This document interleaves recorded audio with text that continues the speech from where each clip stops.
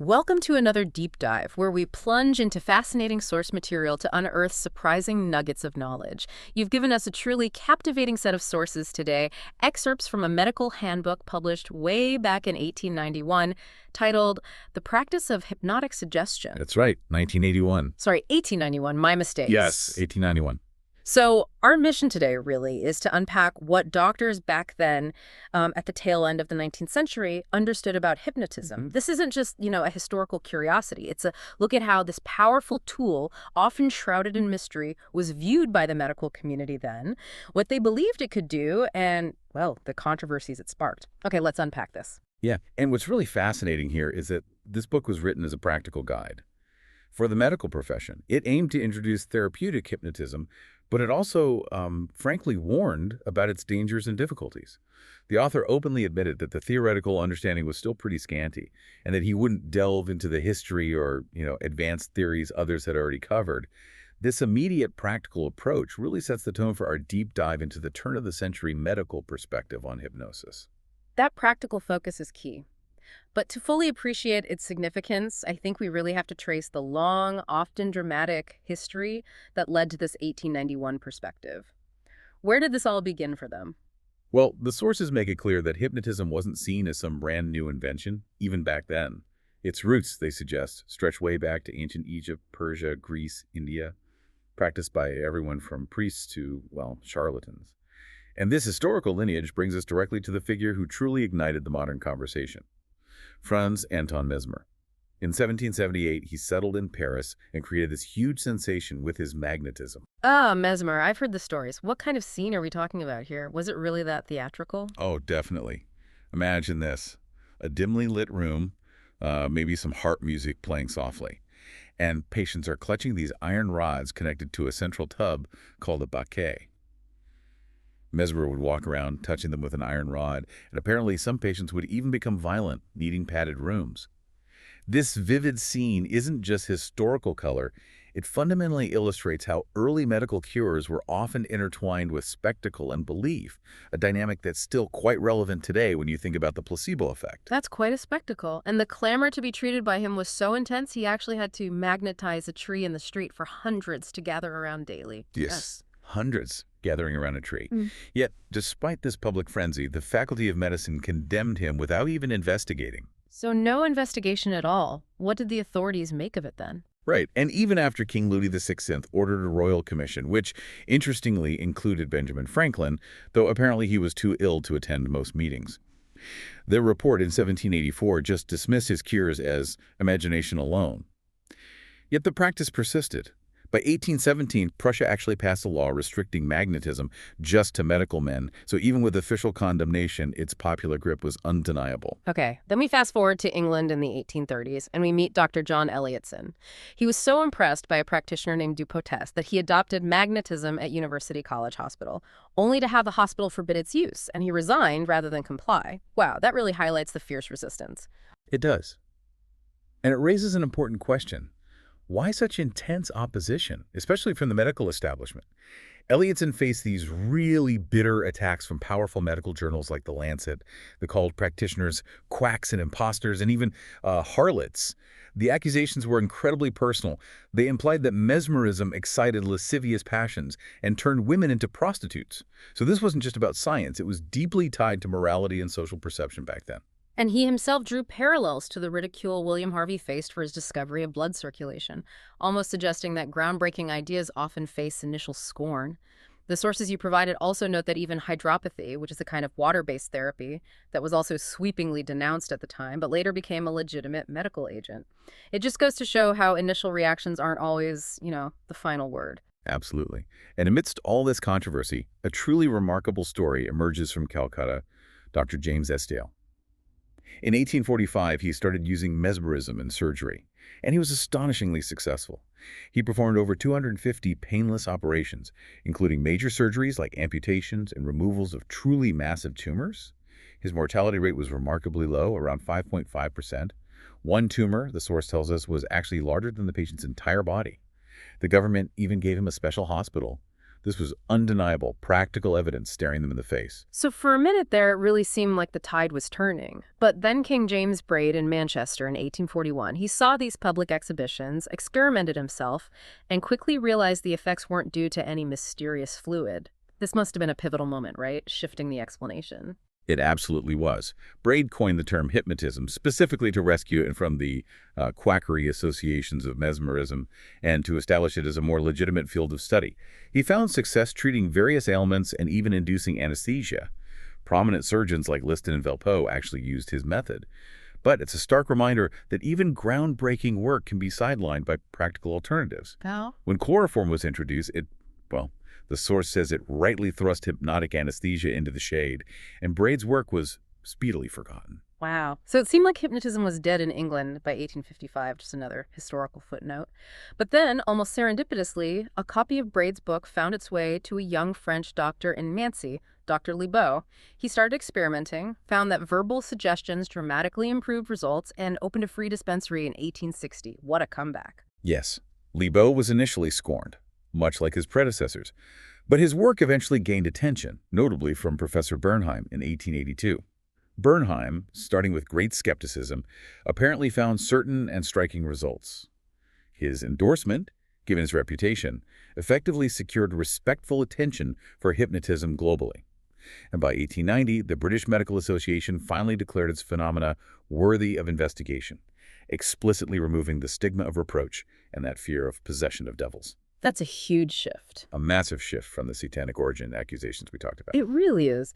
So with this new sort of scientific footing, what exactly did Braid mean by hypnotism, and how did they actually go about inducing it? Right. So the source clarifies that hypnotism is simply the science of hypnosis, and it explicitly disavows all claim to its echolicious depending on any magnetic basis. The key idea, the fundamental mechanism for them, was heightened receptivity of suggestion. And when it came to how to induce it, the book describes a really wide array of methods, showing the experimental nature of the field at the time. What sorts of methods were they trying? Anything strange? Oh, yeah. Mesmer used music and fixed attention. Braid preferred a fixed gaze at a shining object like a bottleneck, which he thought tired the brain. There were also passes, those hand movements we often associate with stage hypnotists, and fascination, which involved staring into the operator's eyes. Careful not to get hypnotized yourself, they even experimented with using fright, like a sudden shout or a bright flash of light, though this was apparently mainly effective on what they termed hysterical subjects. Fright. Wow. And I saw that they even tried magnets, electric currents, monotonous sounds or smells. The lark mirror, a revolving piece of silvered glass used by bird catchers, was adapted. That seems quite specific, promising to save the operator fatigue and make it impersonal. Indeed. A real mix of the bizarre and the practical. But our author, based on his own testing, found Louis' revolving mirror very unsatisfactory, said it even produced headache, giddiness, and palpitation. He much preferred Dr. Libaud's Nancy method, which was much more straightforward. The patient just sits comfortably, eyes fixed on the doctor's fingers, leading to blinking, watery eyes, quicker breathing, and eventually the eyes close. Then the doctor gently closes the eyes and verbally suggests warmth and sleep while maybe rubbing the limbs. It shows that shift towards verbal suggestion being key. So no one-size-fits-all approach then. The author also stresses that no single method works for everyone, and patience is key. He mentions a doctor who made 68 fruitless attempts with one lady but succeeded on the 69th. That's some persistence. 69 tries. And the advantages they saw. Our source highlights that, unlike many drugs back then, hypnotism was free from after effects like headache or constipation, and it was completely free from what they called indelicacy, allowing treatment in the presence of family or friends. That must have been important. Definitely. Reduce some of the suspicion, perhaps. That's fascinating how many ways they tried to induce it. So, once a patient was in that state, what did the author say about the actual experience of being hypnotized? What did it feel like for them? Well, the source describes this fascinating spectrum. It could range from just drowsiness, where the person kept full consciousness and memory, all the way to a profound sleep with total unconsciousness, complete insensibility to pain, and total amnesia afterward. What's really striking is how diverse the phenomena could be within the spectrum. Like what kinds of physical effects could be suggested? Did they give examples? Oh, yes. By suggestion, a patient might experience very specific paralysis, like being unable to sign their name, even if they could still move their hand freely for other things. Or they might enter a state of catalepsy, where a raised arm would just stay suspended for hours. Or the whole body could become so rigid it could be supported only by the head and heels and even bear the weight of another person stepping on them. Yet, on waking, there was often no fatigue or discomfort. It's truly wild to imagine. Wow. So the body was very susceptible. What about the mind? Could you be made to do things? Or were the senses affected? Well, in deeper stages, somnambulism might occur, where subjects exhibited automatic movements or imitation, just mirroring the operator's actions. There's even echolalia, where they repeat words, though our author kind of believed this only happened if the subject expected it. As for the senses, yeah, they could be suppressed, like not smelling strong ammonia or not tasting pepper. Conversely, senses could be dramatically heightened, hearing a watch tick from 35 feet away instead of 3, or even distinguishing a glove's owner by smell alone in a room of 60 people. That's incredible. Seriously. Smell alone. So a person's perceptions could be completely altered, even to the point of hallucination. Exactly. What's also really intriguing is the ability to induce hallucinations. Our author recounts giving a man an opera glass and suggesting he was at the theater. And the patient then proceeded to vividly describe the stage, the orchestra, and the opera, Bohemian Girl, just based on suggestion. It speaks volumes about the power of suggestion over perception. That makes me wonder about consciousness itself then. Do people actually remember what happened during these states? The popular image is, total blackout, total amnesia. Right, and this raises an important point the author is very clear on. The popular opinion that a person is absolutely unconscious during hypnosis is, in his words, very far from correct. Yeah. Many patients, in fact, could minutely recall everything that happened. Even somnambulists, he says, could give intelligent answers and act with good judgment. And the most striking proof of consciousness, according to the author, is that a patient, even in deep somnambulism, would generally resist any suggestion that was repulsive to his feelings. Yeah. Like a command to steal, they might even instantly awaken. Ah, so that's a huge safeguard then, a kind of built-in moral compass. And getting out of it, was it hard to wake someone up? Was that a concern? Not for a competent medical hypnotist, according to the book. It states that simply suggesting awake or the sitting is over is usually sufficient. And if they were just left alone, a hypnotized person would always wake naturally, typically within maybe 15 to 20 minutes. Though he notes some recorded cases lasted up to 18 hours. And they generally felt warm and comfortable, often more refreshed than after a full night's sleep. The author also emphasizes that any unpleasant symptoms could be avoided with specific suggestions given before waking them up. Okay. So with all these amazing capabilities and this growing acceptance, why was there still so much debate? And who exactly could be hypnotized? And the medical community wasn't unified, right? You mentioned schools of thought. Not at all. It was deeply divided, mainly between two camps, Charcot's Paris school and the Nancy school. Charcot's view was pretty stark. He thought hypnosis was dangerous, and neurosis, really, and he primarily observed it in rare cases of what he called acute hysteria, categorizing it into 3 very specific stages: lethargy, catalepsy, and somnambulism. But his subjects were quite exceptional, only about a dozen found in a whole decade. So his interpretation really shaped the perception of hypnosis as this pathological, almost freakish phenomenon. Okay. But the Nancy school, led by Lebeau and Bernheim, they saw it very differently. Yes, completely differently. They maintained that hypnosis was a useful remedy, more akin to drowsiness or sleep, and crucially, that a majority of people could be hypnotized. Lebeau, for instance, had apparently never encountered Charcot's 3 stages in his thousands of patients over 30 years. Our author clearly sides with Nancy, finding the Paris observations too limited and probably biased by selecting only highly suggestible, often already clinical subjects. This was a really crucial point of contention. Right. And when it came to who could actually be affected, the sources you shared present these conflicting statistics. From professional mesmerists claiming only 10% susceptibility to others like Delboeuf, who put it way up at 80%. Braid himself once hypnotized 16 out of 18 adults in a private lecture. So the numbers were just all over the place back then. They really were. But the author's practical experience at Nancy offers a more grounded view, I think. He suggests that on a first try, probably 6 out of 10 average patients can be hypnotized, but that repeated trials will result generally in 8 out of 10 becoming hypnotized. This was a direct refutation of that common misconception that only weakly or hysterical individuals were susceptible. And here's where it gets Really interesting and really challenges popular notions even today. The book actually states that intellectual people with well-balanced minds are often readily influenced because their intelligent cooperation is essential. Silly or weak-minded people whose thoughts wander are apparently much harder to hypnotize. And contrary to popular belief, sex had very little influence on susceptibility. That's quite a twist. It really is. It Yeah. flips the script, doesn't it? It shifts the perception from it being a weakness to it being a capacity that requires focus and cooperation. As for who can do the hypnotizing, the general answer in the book is basically anyone, though in varying degrees. The crucial qualities for a hypnotist were inspiring trust and safety in the patient, and importantly, having confidence in himself and the treatment. This was particularly vital then, given the widespread ignorance, almost amounting to dread, surrounding hypnotism among the public. Mm. This understanding of the mind's power also leads directly into the therapeutic applications they were exploring.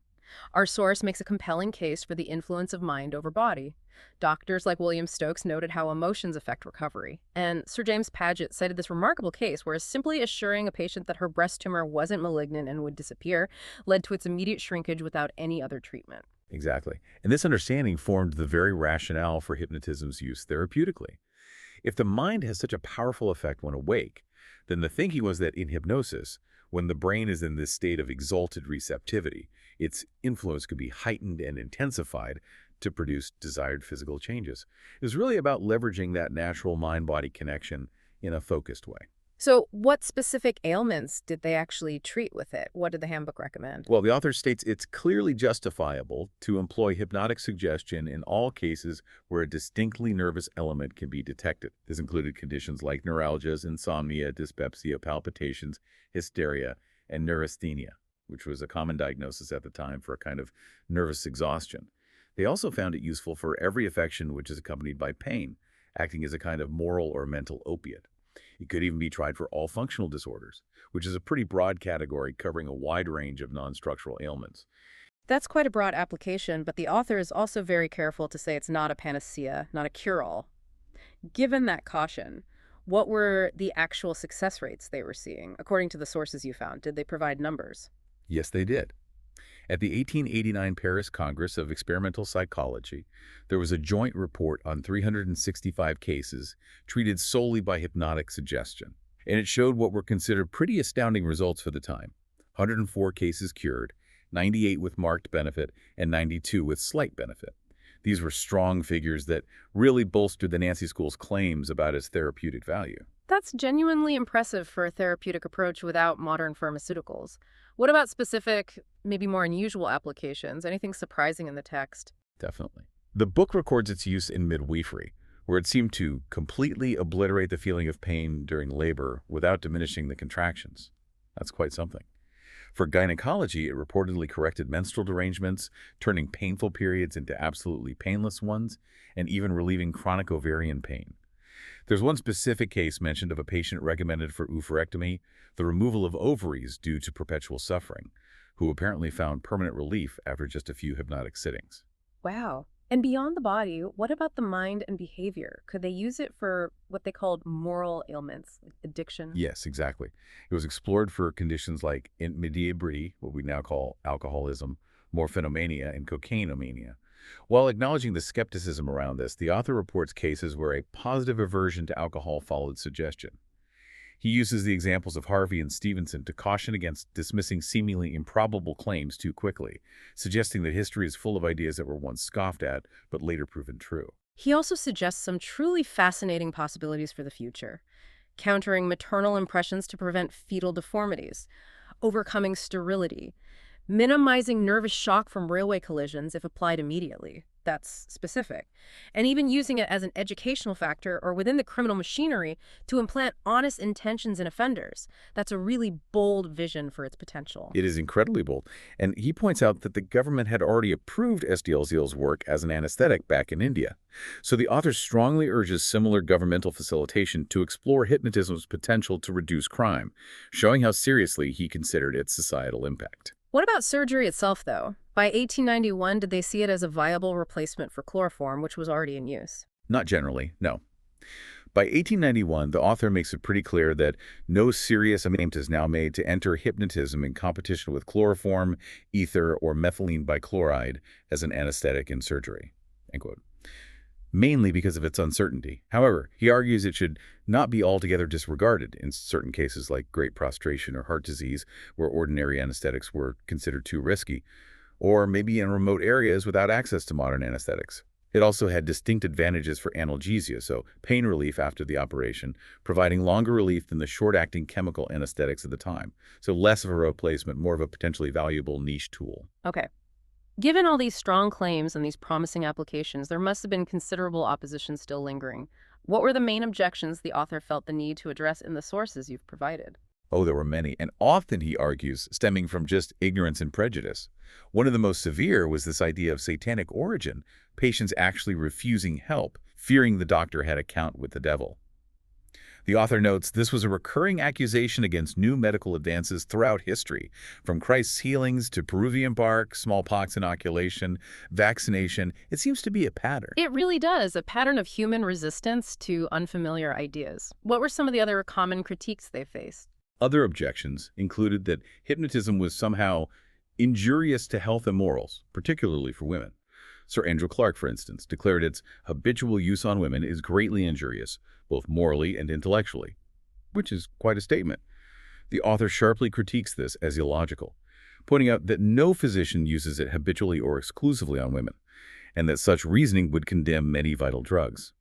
He also dismisses these alarming claims from a Dr. Norman Kerr about neurasthenic collapse and moral perversion, following hypnosis as mere delusions. He insists his own experience showed improvement, not deterioration, and that responsible hypnotists saw most remarkable moral improvement, like, inebriates becoming sober or thieves becoming honest. And there was also that very common fear, which you still hear sometimes, even now, that patients may not waken or might remain in the power of the operator. How did the author address those specific concerns? Our source firmly states these fears are wholly groundless for medical practitioners who actually understand hypnotism. He notes that amateurs might struggle, sure, but for experts, awakening is simple. And, as we mentioned, if left alone, subjects wake naturally, usually feeling refreshed. The notion of being permanently in the operator's power or being hypnotized against one's will is largely refuted by the author, barring perhaps very rare hysterical cases or situations where the subject is maybe conditioned to expect it. Okay, so if many of the popular objections were unfounded in his view, what did the author identify as the real dangers? Were there genuine risks? Yes, he acknowledges genuine dangers. According to the text, these stem from the profound states of hypnosis where subjects could become absolutely passive or lucidly lethargic. This, he worried, could make them vulnerable to things like robbery or assault without any later recollection. Even more concerning was the possibility of inducing post-hypnotic hallucinations, or potentially getting a subject to commit crimes through post-hypnotic suggestion. This raises an important ethical question. Yeah, could you really make someone commit a crime under hypnosis, as some of those sensational stories claimed? Well, the book notes that while some French experimenters like Liégeois claim to induce subjects to commit almost every crime, for example, shooting one's mother with a revolver, unloaded, the author strongly suspects these subjects knew the props were harmless. He believed they were often professional subjects, accustomed to fulfilling the experimenter's expectations. His own experiments, and those of others from the Nancy School, consistently showed that subjects would actively resist suggestions, contrary to their deeply rooted moral principles. They might even instantly awaken if asked to do something truly repulsive. So it seems the popular image of a mindless, puppet-like subject wasn't really borne out by careful observation, at least according to this source. That's a really crucial distinction. So, what safeguards did the author recommend given these real potential dangers and also the public's misconceptions? Crucially, he gives very specific advice. Never hypnotize, nor attempt to hypnotize a female under any circumstances, except in the presence of at least one witness whose character is satisfactory to yourself. That was a significant precaution, obviously, against potential abuse, but also against false accusations. He also strongly advocated for the practice of hypnotism to be made illegal, except in the hands of medical men or otherwise duly licensed persons. and he wanted Parliament to regulate it, making public demonstrations illegal. This was not only for public safety, but also to protect the legitimate hypnotists from false charges. Right. It sounds like the author was very concerned about the misuse of hypnotism, especially by charlatans, and really wanted it to be seen and treated as a serious medical tool. Absolutely. He argues quite forcefully that hypnotism is much too serious a subject for any person to play with. He believed it should only be undertaken for relieving pain or disease, or for legitimate scientific inquiry. He gives the example of an imposter advertising as Dr. Regal and a supposed pupil of Charcot, who managed to induce actual medical men to preside over his public performances, highlighting the urgent need for regulation and proper medical oversight. Okay, now let's just briefly touch on some of the more speculative and, frankly, controversial aspects mentioned in the source material, particularly those transfer experiments by Dr. Louis in Paris. What on earth was he claiming? This sounds almost supernatural. Yeah, it does. Luz claimed that various diseases could literally be transferred from a sick, awake patient to a healthy, hypnotized subject simply by using a magnet. Mhm. Once transferred, the subject would supposedly display the symptoms of the disease, then they'd be awakened, supposedly freeing both the subject from the symptoms and relieving the original patient. It was quite the claim. It sounds like pure imagine. Did the author of our handbook actually believe it? Was he convinced? He remained highly skeptical, let's say, despite acknowledging Luz's apparent honesty. He observed that Luz's subjects were consistently hysterical patients, paid professional transferees who were constantly observing and listening to what was expected of them. He recounts this one instance where Lewis himself accidentally nullified an experiment by whispering the name of the drug he was using in a sealed tube near the subject, and the subject immediately showed the drug's effects. This strongly suggested to our author that indirect suggestion, rather than any actual transfer, was at play. It really underscores the importance of careful, controlled, scientific observation, doesn't it? Absolutely blinding the experiment, essentially. And speaking of observation, if we connect this to the bigger picture, the source mentions that even the idea of hypnosis in animals was being explored back then. What did they find there? Yes, they were trying it out. Experiments included inducing catalepsy in animals like cocks, pigeons, and rabbits just by holding them in a certain position. There were even these rather lurid reports of snakes fascinating their prey into a cataleptic state before consuming them, described as a sickening sight by our author. Ultimately, he concludes that for animals, it's probably more accurate to speak of catalepsy rather than hypnosis, as they can't really receive suggestions in the same sense that we are. Seems like it was an early attempt to understand the phenomenon across species, though perhaps with limited conceptual success. This deep dive into an 1891 medical handbook has been truly eye-opening. It really shows us how a complex phenomenon like hypnotism was understood, debated, and applied at a time when medicine itself was rapidly evolving. We've seen its surprising effectiveness in some early surgical cases, its potential for pain relief, its application to what they called moral ailments, all while navigating this intense skepticism and sometimes outright condemnation. Yeah, what's really fascinating here is that journey from ancient mystique through mesmer spectacle to a nascent scientific understanding. And the author's plea at the end of his book, it's a call for fair and impartial investigation, for patients with new remedies, and for incorporating useful tools into medicine, even if they initially seem improbable. That message still resonates today, I think. He concludes that no single remedy is universally successful, but that wise physicians should ever be on the alert to seize any hint that can alleviate human suffering. It's a powerful testament to the ongoing pursuit of knowledge in medicine. So what does this all mean for you as someone navigating the vast world of information today? Well, it's a powerful reminder, isn't it, that impossible claims often just mean we haven't fully understood something yet. Whether it's a new medical treatment, a groundbreaking technology, or a novel approach to old problems, history like this shows us that curiosity, open-mindedness, and rigorous, honest investigation are the true pathways to progress. It really encourages us to look beyond immediate prejudice and demand evidence, allowing for new tools, maybe unexpected ones, to be added to our armory in our ongoing fight against human suffering.